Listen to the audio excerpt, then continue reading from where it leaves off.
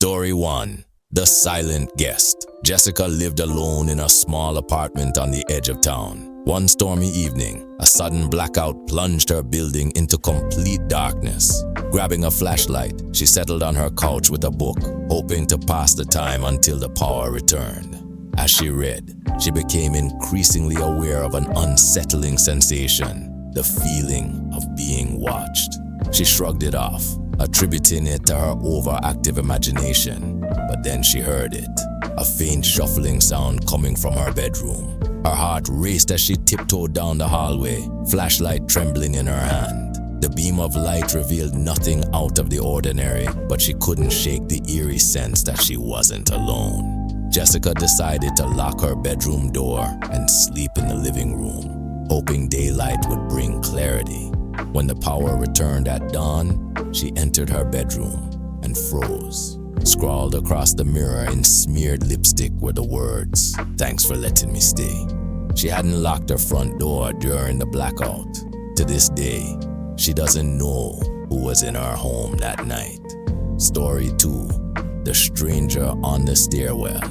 Tom worked late shifts and was used to coming home in the dead of night. One evening, as he made his way up the darkened stairwell of his apartment building during a citywide blackout, he noticed something peculiar.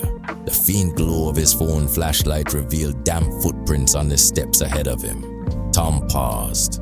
It hadn't rained that day, and the thought of someone else being in the stairwell unsettled him. He quickened his pace, eager to reach the safety of his apartment. As he turned a corner on the stairs, his flashlight caught a glimpse of a man standing still, facing the wall. "Hey, you okay?" Tom asked hesitantly. The man didn't respond. Instead, he slowly turned his head, revealing wide, unblinking eyes and a chilling smile. Tom bolted up the stairs, his breath ragged as he fumbled with his keys. Once inside, he locked the door and leaned against it, heart pounding. Through the peephole, he saw the man slowly ascend the stairs, disappearing into the darkness above. The next morning, the building superintendent informed residents that someone had broken into the complex during the blackout. Security footage revealed the man had been loitering in the stairwell for hours before vanishing. Story 3. The Missing Time. Emily and her friends planned a game night during a scheduled blackout in their neighborhood. Armed with candles and snacks, they gathered in her living room, laughing and chatting as the evening wore on. Around 11 p.m., the group decided to play a game of hide and seek. Emily took a candle and hid in the basement, finding a perfect spot behind an old couch. She waited in silence, the flickering candle casting eerie shadows on the walls. Minutes turned into what felt like hours, but no one came to find her.